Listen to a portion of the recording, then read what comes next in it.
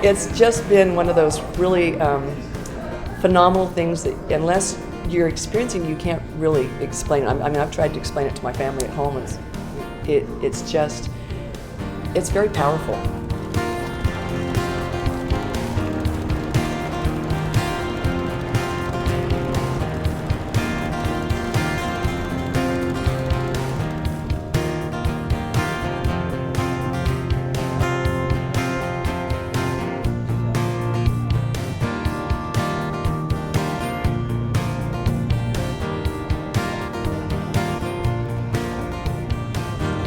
People are coming out for nothing other than to see these old bikes and get to meet the people and just appreciate, history.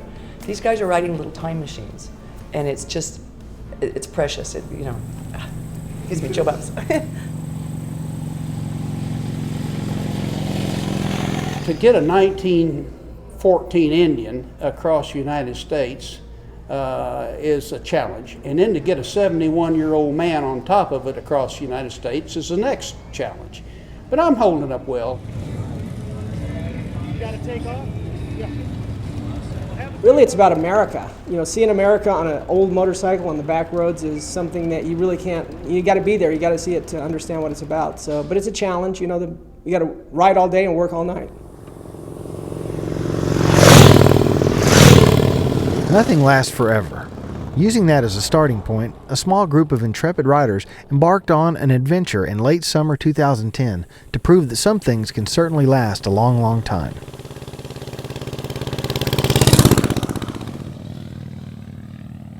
The motorcycle Cannonball, featuring only bikes made before 1916, covered a 3,300-mile coast-to-coast route that included a pit stop in Ada, Oklahoma. Riders took off from Kitty Hawk, North Carolina, and finished in Santa Monica, California, 16 days later.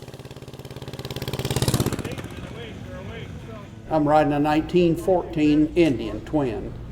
The bike belongs to John Hollinsworth out of Hot Springs Village, Arkansas.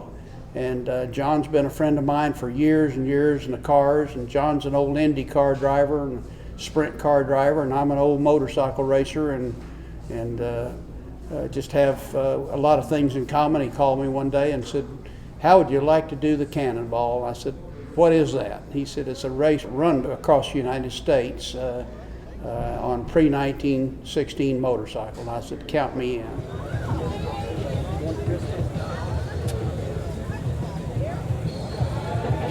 Well, I've been involved in old cars and old bikes for a lot of years, and Dale Waxer, who owns Wheels Through Time Museum in Maggie Valley, North Carolina, said, "Do you want to ride across country on a 1915 Harley?" I said, "I'm in."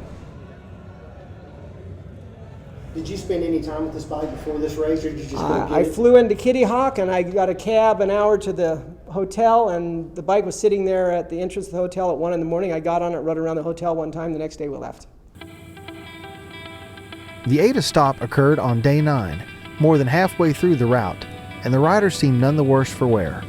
But riding motorcycles that are nearly a century old poses some interesting challenges. The event proved daunting enough to keep the number of participants under 50.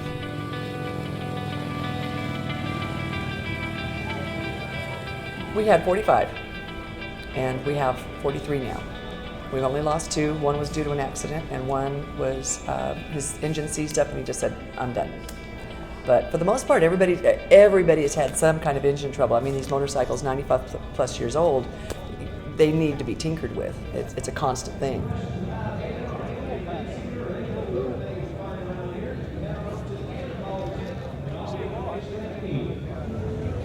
Everybody's pitched in and helped each other.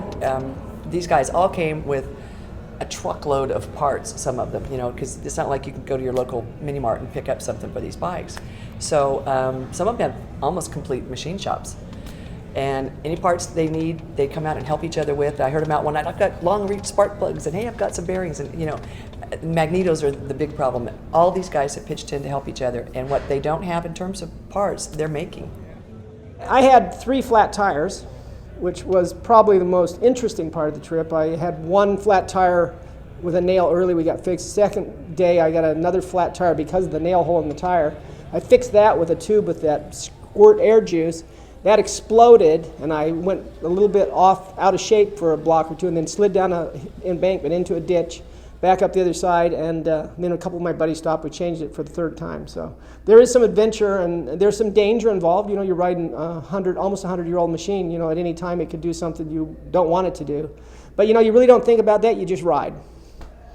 I blew a front tire yesterday and had a nice ride with that, but other than that, we got it fixed on the road, didn't miss any miles, and now the bike's running flawlessly, and we're having a ball.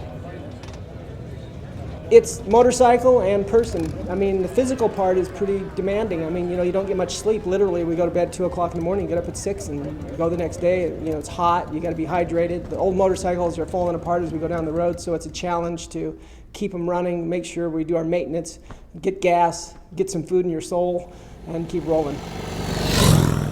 Because the vintage motorcycles average a top speed of around 50 miles per hour, navigating traffic along the route can be tricky. Rider safety is priority one, and the participants watch out for each other along the way. It's a competition, but a friendly one. It is not a race. There are points. You get points for every mile you travel, and you get points dinged for things. Like if you're a part of a team and you put a different rider on your bike, that day you lose 100 points. It's basically just a man against machine kind of thing. And we knew this coming in, that we would be penalized 100 points because we had a co-rider. And then about the third day of the race, they announced they were going to drop all the other penalties on all the other riders. And so now, because people were changing things and there were other penalties involved, and so they dropped all the other penalties except the co-rider. So we're penalized 100 points. That's okay. We'll accept it. We're having a ball, got a smile on my face, and it's fun.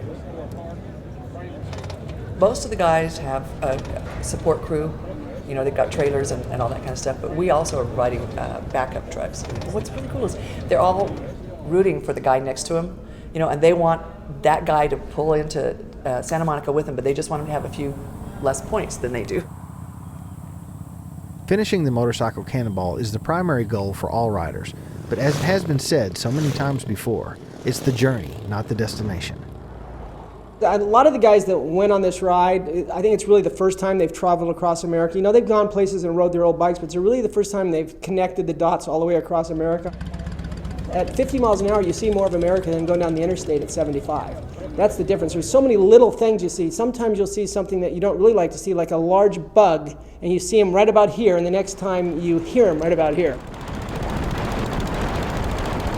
And it's kind of that grassroots, you know, thing, and it's building speed as we go, and people are hearing about it in advance. Today, as we were going down these rural roads, there were a bunch of guys standing on the side of the road, and they said, well, you know, Ralph from up the road called Joe, and, you know, on down to say they're on their way. And people were, you know, all along the way stopping and waving and cheering us on. It's really great. It's very rewarding. You know, I've lived 71 years and I've never been asked for an autograph except from a state trooper on a ticket.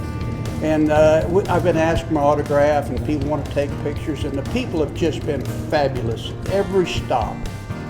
You do get a chance to look off once in a while, but we've been through some unbelievable, beautiful country.